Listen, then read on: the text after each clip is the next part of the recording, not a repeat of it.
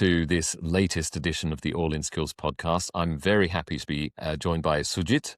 Sujith, welcome. Thank you for joining me. Thank you so much, Colin. And really excited to join your podcast, and really appreciate having me with you. Well, we're very happy to have you. To remind everyone, All in Skills is a new platform which is designed for undergraduates, recent graduates, and new jobbers, people new on the job market, to connect with let's say, older, experienced professionals who are making their time available for coaching, mentoring, advice, and so on. So if you go to allinskills.com, you will find out what I'm talking about in more detail. Sujith, thank you for coming. I don't think you're a Melbourne native, but we are both in Melbourne. Is that correct? Yeah, that's absolutely right. So I just moved to Melbourne the beginning of the year. Before this, I was in Singapore for about 16 years. And then I was born and brought up in India. So that's my journey so far. Along the way, I lived and worked in many other countries as well. So finally, here I am. So you're a bit of a traveler. Let's start with Singapore. What took you to Singapore? Well, work primarily. So I was working for a consulting firm back in India, and we had an assignment for a bank in Singapore. So that's how we initially reached Singapore, and we liked the place, and then we continued. And suddenly, it's 16 years. How did you find it as a place to work in terms of the overall culture and like the melting pot that it seems to be from the outside? Great place to work. And the fact that I was there for 16 years, it kind of vouches when I say that. It's a lot of opportunities. Like you rightly pointed out, a lot of companies, especially those operate in the financial domain, banks, they have their regional head office, or in some cases, even the head office in Singapore. So that gives a lot of opportunities for people like me who moved in, 16 years ago in Singapore. And then I worked initially I worked in consulting on the financial services side, and then I moved to join various banks. And every time, the opportunities were really challenging and so on and so forth. So that's from the work point of view. And as a place, it's a great place to live. Infrastructure wise, safety wise, you could actually bring your family up there. And we benefited in the fact that, both of our kids were born there. And then they pretty much spent their childhood there before we moved here. Being part of a country where, you could travel out without any issues, even late night, that kind of gave us that confidence to let them go out and explore on their own. So overall, it's a great place, and it's an emerging tourist destination as well. So a lot of amenities to do as well, in addition to, being a place of work. Let's go back a little bit in time. What did you study? Well, I have done my master's, of course, before that, my bachelor's. So my bachelor's was in engineering, electronics, and then I did my master's in business, then joined consulting, and then banking. So that's my journey so far. Was there any family pressure when it came to matriculating from school and choosing a degree course? Was there involvement from your parents in that? In India, it's always the case because parents aspire their kids to do quite well in studies. And engineering was a big area of study when I was doing my bachelor's, right? So there was this preference from my parents. But at the same time, I was also quite interested in engineering. I used to do these electronic hobby kits and stuff like that during my school days. So natural progression for me was to do my electronics graduation, though it's a different story that, I moved into business. So to answer you, I think it's 50-50.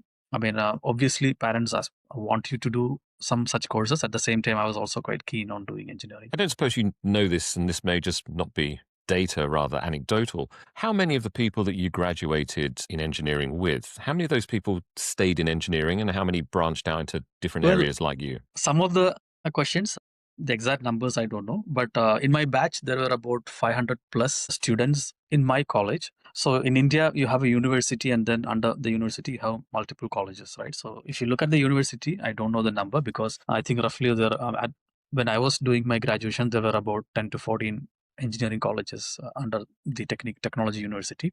So the exact number I don't know, but for my college, it was 550, 500 plus. Yeah. Out of which a lot of people I know, they changed to different areas. Like people like me, we moved to business. And some of my friends, they are doing construction engineering, even though they did graduation in electronics. A few of us are coaching, for example. So I think engineering gave us an opportunity to experience the world and then decide what is right for you and then change on the way. Having said that, though there are a lot of people who are still continuing, what they have graduated on. So the exact ratio, I don't know, but I think it's a fairly good distribution that who have diversified. Yeah. Okay. And now I'm going to ask you another question, the exact numbers for which you will not know, but was it common for people you graduated with to travel overseas? Because most of the people who graduated from me, they all were born and lived in that area, right? And initially, it was the IT boom that happened. So even I did my engineering in electronics, I joined an IT company because that was where the most of the job opportunities were. And part of the IT service offering is that most of your clients would be located overseas. So eventually, one way or the other, people would at least travel on site or different countries. Some of them may continue there, and some of them may come back after a while and then keep doing that. So I think it's partly because of the industry that I joined, where this whole movement across multiple countries was quite common, because of which a lot of people, my fellow classmates, ended up doing that. Okay. And so how long did you stay put in India before you traveled? After my bachelor's, I worked for about 2 years. Then I did my full-time master's, another 2 years. And then after that, I worked for about a year and then I moved out. So if I add 3 years of experience and 2 years of master's, yeah, about five years, yeah. And where did your work take you? Singapore, because that's the longest. But I've also traveled across Europe and the Middle East as well. And within Singapore or within the APAC region, I have traveled, I think, pretty much most of the region, like Hong Kong, for example, Malaysia, so on and so forth. Because Singapore used to be a hub, right? Or even now it's a hub. My work is such that I handle strategy and transformation. So depends on my projects. Sometimes I have to go overseas and work there. Yeah. A lot of people bring up this question of workplace culture. In your role as a consultant, did you find that you were moving from places which shared workplace culture, broadly speaking, or did you find that each time you moved, you had to adapt to a new situation? I have to adapt to the situation. There are different cultures across the world, right? And there is nothing is right or wrong. It all depends on how the region was formed, or how the cultural and generational aspects of people who live there have been formed, etc., etc. So different places, I have experienced different cultures, but at the same time, as a consultant, part of your job is to adjust with those cultures and then deliver to your clients what they expect in their scheme of things. So in addition to doing domain related, or in addition to learning domain related aspects, we also have to deal with a bit of cultural aspects as well. One of the example I can tell you is that, for example, so I worked in Switzerland for a while, and then back in Singapore as well. My boss used to say that, Switzerland, the labor market is quite expensive. So if you have a company there who has a product, and then because the labor market is quite expensive, conceiving the product will be as expensive as well. And if you take that product to sell to a bank in Switzerland and say that, it cost XYZ, then naturally the banks would be okay with it, because they understand that kind of a cost implication, because the labor itself is quite expensive there, right? Whereas the same product, if you try to sell in Asia, where the cost is a little lower, and sometimes you could actually get a few people employed at the expense of buying that product. The natural question is, why would I go for it? It's more than cultural aspect. Probably it's more to do with the region and the economy and so on and so forth. But as a consultant, you have to work in both regions, right? So you have to adapt yourself in terms of how you sell your service offering to these two places. So When you go yeah. to somewhere like Switzerland then, and you're working as a consultant, how much of the team that you're working with are locally based, like actual Swiss, and how many are people like you sort of flown in from different places around the world? At that time, the consulting company that I worked was it was a Swiss boutique consulting firm, which was later acquired by Accenture, and they were opening an office in Singapore. So I was one of the initial few employees. So if you look at the overall company, the non-Swiss were probably about 10%. So we were quite small. So majority were Swiss, I would say. From Switzerland, and you said across East and Southeast Asia. Which of the countries that you worked in did you find it, let's say, most aligned to the way that you were working best, let's say? Initially, when I started working, we were working for US clients. So from my very first job onwards, I was so used with the American way of working, right? So, in fact, I never worked for any Indian clients, so to speak, in my whole life. So initially it was American clients, then Singapore clients, then European clients, Asian clients, etc. So my work was always aligned with, or rather, my work culture was always aligned with the people who I worked with, which never happened to be from the place that I come from, right? And it has changed ever since. So my answer is that, it keeps evolving and it keeps changing whenever I moved locations as well as changed my clients who come from a certain location. So there is nothing that I could say that I'm aligned. But the fact that, my initial part of my career were primarily US companies and US clients, a lot of my working style is American, so to speak. And it's a melting pot as well at the end of the day. The clients were from the States. Did you spend any significant time in the United States? In the initial part of your career, you would predominantly work offshore and then gather and gain the experience, and then you move out, right? So, and I spent roughly about 2 to 3 years in India, so it wasn't really sufficient for me to go on longer assignments in the US. My first longer assignment was in Singapore, so instead of US, I moved to Singapore on my first. You stayed in Singapore 16 years, so it's a long time. Were you attached to one company, or did you move around to different places during that time? I started off with a consulting firm, and then I moved to banks. Within banks, initially I started off with Royal Bank of Canada. I was there for about 6 years. Then I moved to Deutsche Bank, a couple of years there. And then I joined Bank of Singapore, another 6 years there before I came to Australia. And for each of these moves from place to place in Singapore, in those situations, was it a case that you were headhunted? Were they opportunities that arose? How did it work for you? Generally, I would like to continue in an organization as long as I can, because most of the times I'm fortunate enough that I got real good work. So whenever I changed, it was mostly because somebody approached me that they have an opportunity there. Why don't you try it out, rather than me going out after, right? So except for one time, but otherwise, yeah, I mean, predominant, or rather 3-4 times, it was always the opportunity that pulled me in.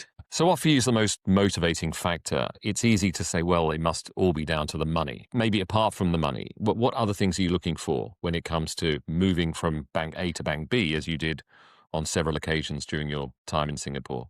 The opportunity that I would get in the new organization. RBC, for example, they were in Singapore for about 30-35 years when I joined them, and they were trying to improve on their product offering and regional footprint. And they had a 5-year fixed bill growth strategy in place. So I see that there is a pipeline for me to contribute over a period of 5 years. So that kind of interested me, and the bank even had a clear roadmap in terms of what they have to do as well in those 5 years. So that's what interested me, rather than the pay hike or whatever, which obviously comes as part of a job change, but more importantly, this kind of roadmap, I would say. What then caused you to think, right, now's the time to move to another country, to come to Australia? We wanted to have a bit of change. So definitely that is one of the reasons. And Australia, I mean, it's a land of opportunities again, because a lot of my friends and family members are here, and I keep talking to them about Australia. In fact, they also tell me that if someone like me, who always wanted to do something on my own, Australia is a great place to do, because a lot of opportunities in terms of technology adoption, etc., are possible here. So that could be the second reason. The third reason is because my kids were pretty much have lived their life in Singapore. I also want them also to explore a different place, and somewhere like Australia, where they have to be independent more than what they are in Singapore, because sometimes things are extremely taken care, may work in a way that it kind of exploring yourself or be independent and so on and so forth. Having said that, it helps as well, of course. So these are the three main reasons, I would say, that we thought of, I mean, maybe we'll check it out and see how it goes. And then here we are. Did you come here with a job in hand, or was it a bit of a shot in the dark for you? I've got this global talent visa, which makes me move here without a job. So I didn't really need a job to come in, because it's not a work visa or any such thing. So it was a bit of a risk that we took, a bit of a restart as well. A big move, actually, if you really think about it, with a family and 2 kids. But I like challenges like that.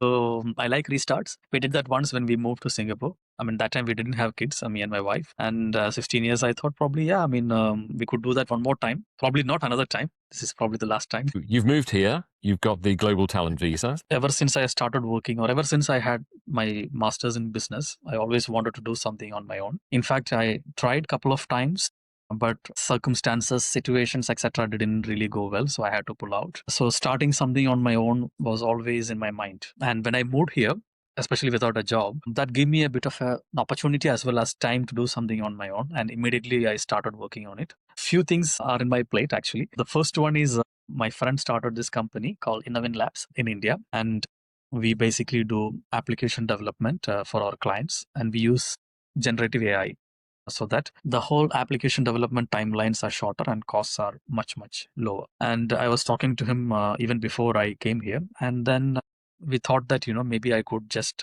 set up the company here and try to do some business.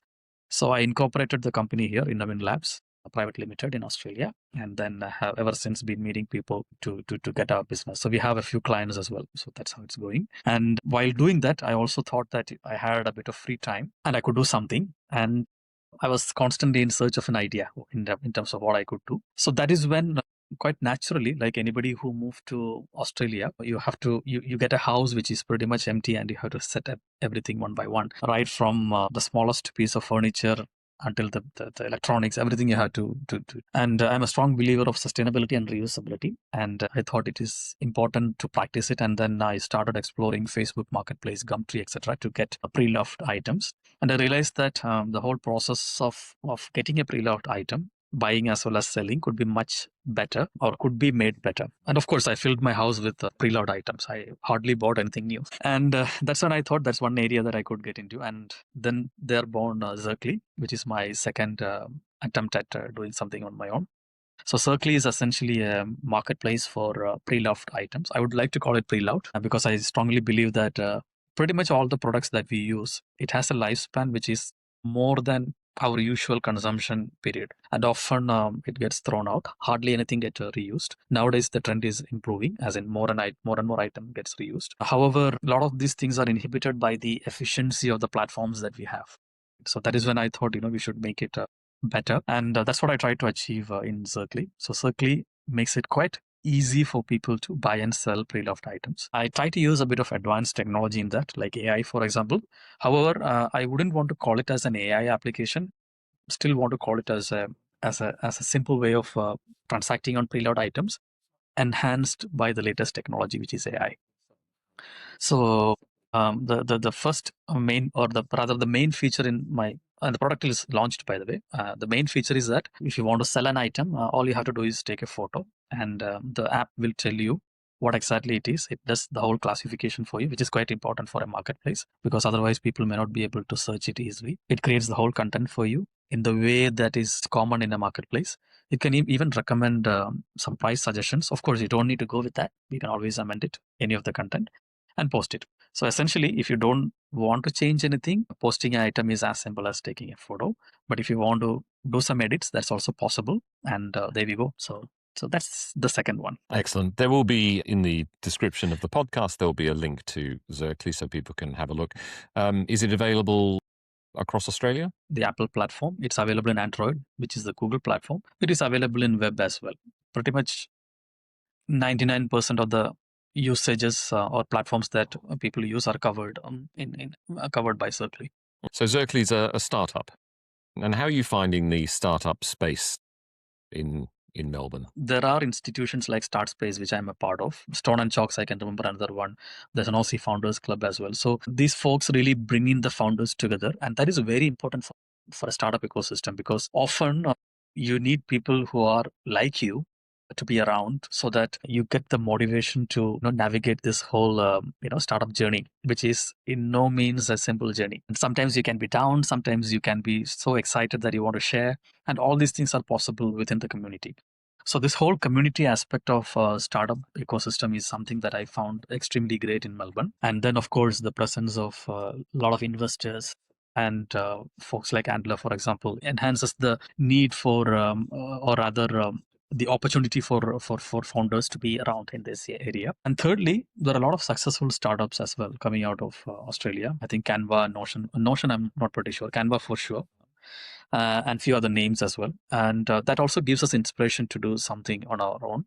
Last but not the least, I think there's a lot possible in Australia in terms of technology adoption. So that is why we see a lot of technology startups happening in Australia. And the primary reason for that is that usually technology enhances the way of life, the way of living, by optimizing a process, make it efficient, so on and so forth, so that people can have a better or even improved balance in their lives, so that they don't really spend up navigating a lot of manual processes out there, but spend very less times on processes and more time with family and friends. So because of all these factors, and probably even a few more as well, I think it's a very vibrant and great community of startup or founder ecosystem that we have here in Melbourne. And do you find that your experience in Singapore and elsewhere has put you in good stead when it comes to building a startup from the ground?